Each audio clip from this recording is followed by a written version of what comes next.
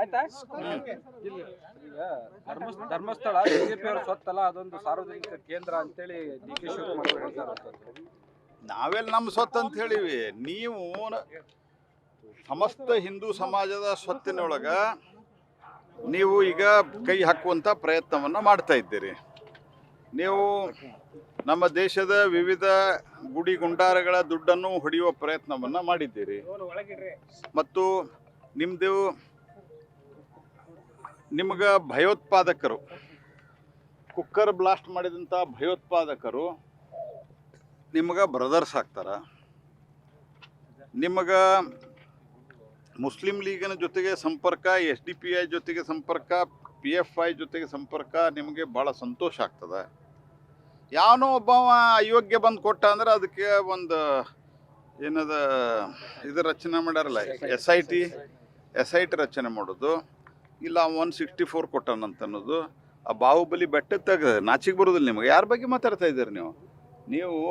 ಈ ಸೌಜನ್ಯ ಕೊಲೆ ಕೇಸಿನ ಪ್ರಕರಣ ಆದ ನಂತರ ನಾವು ತನಿಖೆ ಮಾಡ್ತೀವಿ ಅಂತಂದ್ವಿ. ನಾವು ಅತ್ಯಂತ ಶಾಂತ ರೀತಿಯಿಂದ ಇದ್ವಿ. ಷಡ್ಯಂತರ ಅಂತ ಹೇಳಿಕೆ ಕೊಟ್ಟಾರ ಯಾರು? ಡಿ ಕೆ ಶಿವಕುಮಾರ್ ಅವರ.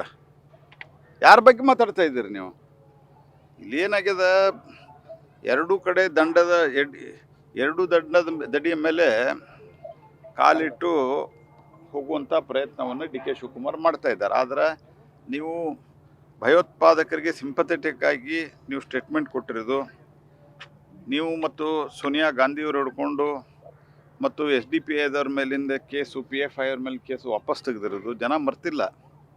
ಹಾಗಾಗಿ ಮುಸ್ಲಿಂ ಲೀಗಿನ ಜೊತೆಗೆ ನಿಮ್ಮ ಸಂಪರ್ಕ ಅದ. ಯಾರು ದೇಶವನ್ನು ಡಿವೈಡ್ ಮಾಡಲಿಕ್ಕೆ ಮೂಲಭೂತ ಕಾರಣೀಭೂತರಿದ್ದಾರೆ ಅವ್ರ ಜೊತೆಗೆ ನಿಮ್ಮದಲ್ಲಿ ಸರ್ಕಾರ ಅದ. ಸರ್ಕಾರ ಮಾಡಿರಿ ನೀವು. ಅಲ್ಲಿ ಈಗೂ ಅಲೈನ್ಸ್ ತೆಗೆದಿಲ್ಲ ಕೇರಳದಾಗ ನೀವು. ಹಾಗಾಗಿ ಡಿ ಕೆ ಶಿವಕುಮಾರ್ ಅವರು ನಾವು ಅದನ್ನು ನಮ್ಮ ಸ್ವತ್ತು ಅಂತ ಹೇಳಿಲ್ಲ. ನಾವು ಹೇಳಿದ್ದು ತೀರಾ ಅತಿರೇಕಕ್ಕೆ ಹೋದಾಗ ನಾವು ಅದನ್ನು ರಿಯಾಕ್ಟ್ ಮಾಡಿದ್ವಿ. ಅದು ಯಾಕೆ ರಿಯಾಕ್ಟ್ ಮಾಡಿದ್ವಿ ಅಂತಂದ್ರೆ, ಯಾರು ಕೇಳೋರಿಲ್ಲ ಅಂತ ಅನ್ನೋ ಸ್ಥಿತಿಯನ್ನು ತೊಗೊಂಬಂದು ಅಲ್ಲಿ ಬಾಹುಬಲಿ ಬೆಟ್ಟ, ನಾನು ಹೇಳ್ತೇನೆ, ಯಾವುದೋ ನಾಳೆ ಇನ್ನೊಂದು ದರ್ಗಾದಾಗೋ ಮತ್ತೊಂದು ನಾವು ಹೋಗೋದು ಬಂದೀವಿ ಅಂತ ಇನ್ನೊಬ್ಬ ಅವನೋ ಬಂದು 164 ಸ್ಟೇಟ್ಮೆಂಟ್ ಕೊಡ್ತಾನೆ. ಹೋಗಿ ದರ್ಗಾದ ಇದು ಆಗಿಸ್ತೀರಿ ನೀವು. ಆ ಇದರ ಬ್ಲಾಸ್ಟ್ ಆದಾಗ, ರಾಮೇಶ್ವರ ಕೆಫೆ ಬ್ಲಾಸ್ಟ್ ಆದಾಗ ಆವಾಗೂ ಅದು ಭಯೋತ್ಪಾದನಾ ಕೃತ್ಯ ಅಲ್ಲ ಅನ್ನೋ ರೀತಿಯಲ್ಲಿ ಮಾತಾಡಿದ್ರಿ ನೀವು, ನಿಮ್ಮ ಪರಮೇಶ್ವರ್ ಸಾಹೇಬರು ಎಲ್ಲರೂ ಸೇರಿಕೊಂಡು. ಈಗ ಯಾವನೊಬ್ಬ ಹೇಳಿಕೆ ಕೊಟ್ಟ ಏನು ಬೇಕಾದ್ ನಡೆಸೋದು ನೀವು. ಮತ್ತು ಆ ಇಡೀ ಕ್ಷೇತ್ರದ ಬಗ್ಗೆ ಅತ್ಯಂತ ಅಸಭ್ಯವಾಗಿ ಮಾತಾಡಿದ್ರಲ್ಲ. ಯಾಕ್ರೆ ಮತ್ತು ನಮ್ದಲ್ಲಪ್ಪ, ನಾವೆಲ್ಲ ನಮ್ದು ಅಂತ ಹೇಳಿವಿ. ಆಯ್ತು, ನಿಮ್ದು ಅಂತ ತಿಳ್ಕೊರಿ ನೀವು. ಅತ್ಯಂತ ಕೆಟ್ಟದಾಗಿ ಧರ್ಮಸ್ಥಳದ ಬಗ್ಗೆ ಮಾತನಾಡಿದಾರಲ್ಲ, ಯಾಕೆ ಕ್ರಮ ತೆಗೆದುಕೊಂಡಿಲ್ಲ? ಮತ್ತು ಇಲ್ಲೇ ಹುಬ್ಬಳ್ಳಿಯಲ್ಲಿ ನಿನ್ನೆನೂ ಹೇಳಿನ, ಹುಬ್ಬಳ್ಳಿಯಲ್ಲಿ ನಡೆದಂಥ ಘಟನೆ, ಅವ್ರಿಗೆ ನೋವು ಗಲಾಟೆ ಮಾಡಿದ್ರು. ಇದು ಇವ್ರದ್ದು. ಮತ್ತು ಅವ್ರ ಮೇಲೆ ಕೇಸ್ ವಾಪಸ್ ತೆಗೆದ್ರೆ ಎಂಥ ಅಯೋಗ್ಯರು ಇವರು ಅಂತಂದ್ರೆ, ಇಂಥ ಅಯೋಗ್ಯರು ಹುಡುಕಾಡಿಕೊಂಡು ಹೋದರೂ ಸಿಗುವುದಿಲ್ಲ ಇವರು. ಇಂಥ ಅಯೋಗ್ಯರು ಇವರು ಆಳ್ಲಿಕ್ಕೆ ಲಾಯಕರಿದ್ದಾರೆ. ಅವರು ಇಲ್ಲೇ ಅವ್ರ ಮೇಲಿನ ಕೇಸ್ ವಾಪಸ್ ತೆಗಿತಾರೆ, ಅಲ್ಲೇ ಪೊಲೀಸರನ್ನು ಕಳಿಸಿ ಎಲ್ಲಿ ಬೇಕಾದಲ್ಲಿ ಎಗಿತಾರೆ. ವೀರೇಂದ್ರ ಹೆಗಡೆ ಅವ್ರ ಬಗ್ಗೆ ಬಾಯಿ ಬಂದಂಗೆ ಮಾತಾಡ್ತಾರೆ. ಯಾವ ಕೇಳೋವಿಲ್ಲ ಇಲ್ಲೇ. ಮತ್ತೆ ಹೇಳ್ತಾರೆ ನಮ್ಮ ಸ್ವತ್ತ ಅಂತ ತಿಳ್ಕೊಂಡಿಲ್ಲ ನಾವು. ಹಿಂದೂ ಸಮಾಜ ಇಡೀ ಜಗತ್ತಿಗೆ ಸರ್ವೇ ಜನ ಸುಖಿನೋ ಭವಂತು ಅಂತ ಹೇಳಿದಂಥ ಯಾವುದಾದ್ರೂ ಒಂದು ಸಂಸ್ಕೃತಿ ಇದ್ದರೆ ಅದು ಹಿಂದೂ ಸಂಸ್ಕೃತಿ. ಅಹಿಂಸಾ ಪರಮೋ ಧರ್ಮ ಅಂತ ಹೇಳಿದ್ದು ಯಾವುದಾದ್ರೂ ಸಂಸ್ಕೃತಿ ಇದೆ, ಜೈನ್ ಸಂಸ್ಕೃತಿ. ನೀವು ಅದು ಬಿಟ್ಟು ಬಾಯಿಗೆ ಬಂದಂಗೆ ಮಾತಾಡಿದ್ರೆ ನಡೆಯೋದಿಲ್ಲ. ದೇಶದೊಳಗೆ ಹಿಂದೂ ಜಾಗೃತಿ ಆಗಿದೆ. ಈ ಐಡಿಯಾಲಜಿಯನ್ನು ಜನ ಒಪ್ಪಿದ್ದಾರೆ. ಅದಕ್ಕೆ ಅನೇಕ ಭಾಗಗಳಲ್ಲಿ ಮತ್ತು ದೇಶದಲ್ಲಿ BJP ಸರ್ಕಾರ 3 ಸರತೆಯಿಂದ ಅಧಿಕಾರ ಬಂದದ. ಅಲ್ಲ, ಗ್ಯಾಸ್ ಸ್ಫೋಟ ಇತ್ತೀಚೆಗೆ ಭಾಳ ಆಗಿಲ್ಲ. 2 ಕೇಸ್ಗಳಾಗಿದ್ದಾವೆ. 2 ಕೇಸ್ಗಳಲ್ಲಿ ತನಿಖೆ ನಡೀತಾ ಇದೆ. ಮತ್ತು ಅದರ ಬಗ್ಗೆ ನಮಗೆ ಒಂದು ಕೇಸು ಆಗಬಾರ್ದು ಅಂತನ್ನುವಂಥ ನಂಬಿಕೆಯಿಂದನೇ ನಾವು ಉಜ್ವಲದ ಯಾವಾಗ ಶುರು ಮಾಡಿದ್ವಿ, ಅವ್ರಿಗೆ ಜನರಿಗೆ ಟ್ರೈನಿಂಗ್ ಕೊಡೋದು ನಾವು ಕೆಲಸವನ್ನು ಅದಕ್ಕೊಂದು ಮಾಡಿದ್ದೀವಿ, ಯಾವ ರೀತಿ ಉಪಯೋಗ ಮಾಡ್ಬೇಕಂತ. ಅಷ್ಟಾಗಿ ಏನಾದರೂ ಟೆಕ್ನಿಕಲ್ ಕಾರಣದಿಂದಾಗಿದ್ದರೆ ಅದ್ರ ವೆರಿಫಿಕೇಷನ್ ಮಾಡಿ ಅದು ಮುಂದೆ ಪುನರಾವರ್ತನೆ ಆಗಲಾರಂಥ ಕ್ರಮ ತೆಗೆದುಕೊಳ್ತೀವಿ. ಮತ್ತು ಅಲ್ಲಿ ಯಾರಿಗೆ ತೊಂದರೆ ಆಗ್ಯದ, ಯಾರು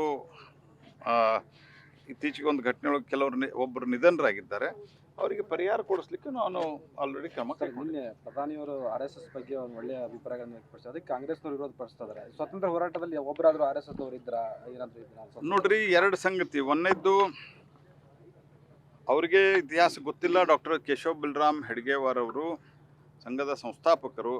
ಅವರು ಮೂಲತಃ ಕಾಂಗ್ರೆಸ್ಸಿಗರಾಗಿದ್ದರು ಮತ್ತು ಅವರು ಸ್ವತಂತ್ರ ಹೋರಾಟದಲ್ಲಿ ಭಾಗವಹಿಸಿದ್ರು. ಇದು ಒಂದು ಪಾರ್ಟ್. ಎರಡನೇದು, ನೀವೇನು ಸ್ವತಂತ್ರ ಹೋರಾಟದ ಕ್ಲೇಮ್ ಮಾಡ್ತೀರಿ ನಾ ಕಾಂಗ್ರೆಸ್ ಪಾರ್ಟಿಯವ್ರಿಗೆ ಕೇಳೋದು. ನಿಮ್ದು ಇದು ಒರಿಜಿನಲ್ ಕಾಂಗ್ರೆಸ್ ಅಲ್ಲಿದೆ. ನಾ ಹಿಂದೂ ಭಾಳ ಸರ್ತಿ ಹೇಳೀನಿ, ನಮ್ಮದು BJP ಬಂದದ್ದು, ಜನಸಂಘ ಬಂದದ್ದು 1952 ನಂತರ, BJP ಬಂದದ್ದು 1980 ನಂತರ. ನಮ್ದು ಇರಲಿಲ್ಲ. ಆದ್ರೆ ಈ ಹಿನ್ನೆಲೆಯೊಳಗಿದ್ದಂಥವ್ರೆ ಹೆಂಗೆ ನೀವು ನಿಮ್ಮನ್ನು ಕಾಂಗ್ರೆಸ್ ಈ ಹಿನ್ನೆಲೆಯೊಳಗಿದ್ದವರು ಅನೇಕರು, ಶ್ಯಾಮಪ್ರಸಾದ್ ಮುಖರ್ಜಿ ಅವರು ಬಲಿದಾನ ಮಾಡಿದ್ರು ಕಾಶ್ಮೀರಕ್ಕಾಗಿ. ಈ ರೀತಿ ಹಲವಾರು ಸಂಗತಿಗಳು ನಡೆದಿದ್ದಾವೆ ಇತಿಹಾಸದೊಳಗೆ. ನಾನು ಕೇಳೋದು, ನೀವು ಈ ಕಾಂಗ್ರೆಸ್ಸಿನ ಹೋರಾಟ ಮಾಡಿದ್ರಿ ಅಂತ ಹೇಳ್ತಾರಲ್ಲ, ಈ ಕಾಂಗ್ರೆಸ್ದವ್ರು ಅಂದ್ರೆ ನೀವೇನು? ವಲ್ಲಭಾಯ್ ಪಟೇಲ್ರನ್ನ ಯಾವ ರೀತಿ ನಡೆಸ್ಕೊಂಡ್ರಿ ನೀವು? ಸುಭಾಷ್ ಚಂದ್ರ ಬೋಸ್ರನ್ನ ಯಾವ ರೀತಿ ನಡೆಸ್ಕೊಂಡ್ರಿ? ಇವತ್ತು ನೀವು ಮೀಡಿಯಾದವರು, ನಾನು ನಿಮಗೊಂದು ವಿನಂತಿ ಮಾಡ್ತೀನಿ. ಇಡೀ ಕರ್ನಾಟಕದಾಗ ಯೋಜನೆಗಳು ಮತ್ತು ಬೇರೆ ಬೇರೆ ಪ್ರಾಜೆಕ್ಟ್ಗಳದ್ದು, ಬೇರೆ ಬೇರೆ ಸರ್ಕಲ್ಗಳದ್ದು, ಬೇರೆ ಬೇರೆ ಗ್ರೌಂಡ್ಗಳದ್ದು ಯೋಜನೆಗಳು ಎಷ್ಟು? ನೆಹರು, ಇಂದಿರಾ ಗಾಂಧಿ, ಆನಂತರ ರಾಜೀವ್ ಗಾಂಧಿ, ನಡು ನಮ್ಮ ಸಂಜಯ್ ಗಾಂಧಿ ಅವರು ಕಾಂಗ್ರೆಸ್ ಜೊತೆಗೆ ಇದ್ದಾಗ ಎಷ್ಟು ಹಾಸ್ಪಿಟಲ್ಲು, ಎಷ್ಟು ಸ್ಕೀಮು ಇವ್ರದವ. ಈ ದೇಶಕ್ಕೆ ಇವರ 10 ಪಟ್ಟು ತ್ಯಾಗ ಮಾಡಿದಂಥ, ಇಂದಿರಾ ಗಾಂಧಿಗಿಂತ 10 ಪಟ್ಟು ತ್ಯಾಗ ಮಾಡಿದಂಥ ಡಾಕ್ಟರ್ ಬಾಬಾ ಸಾಹೇಬ್ ಅಂಬೇಡ್ಕರ್ ಸ್ಕೀಮ್ ಎಷ್ಟವ, ಆಮೇಲಿಂದ ವಲ್ಲಭಾಯ್ ಪಟೇಲ್ರ ಸ್ಕೀಮ್ ಎಷ್ಟವ, ಸುಭಾಷ್ ಚಂದ್ರ ಬೋಸರ ಮೂರ್ತಿ ನಿಲ್ಲಿಸಿರ್ಲಿಲ್ಲ ಇವರು ದಿಲ್ಲಿ ಒಳಗೆ, ಇವು ನಿಮ್ದು ಎಷ್ಟಿದೆ? ಗೋಪಾಲಕೃಷ್ಣ ಬಾಲಗಂಗಾಧರ ತಿಲಕರದ್ದು ಎಷ್ಟಿದೆ ಹೇಳಿ ಇವರು?